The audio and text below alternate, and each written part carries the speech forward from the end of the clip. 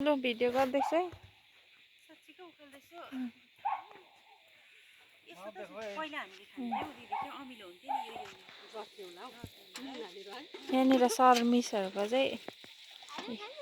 आज रोप्नुहुँदैछ योहरू निकाल्नुपर्छ यहाँ मिसहरूले रोप्नुहुँदैछ गोड्नु हुँदो रहेछ यो सरले चाहिँ कोपी रोपेर पानी हाल्नुहुँदैछ यता हेर्नुहोस् न सर राजीको किचन गार्डन हराभरा छ है अरूले पनि गर्नुहोस् होला सबैले सिकेर एकदम अर्ग्यानिक खाना हो मिसहरू यता हेर्नुहोस् साग गर्नुहुँदैछ मिसहरूले सिबी साग नानीहरू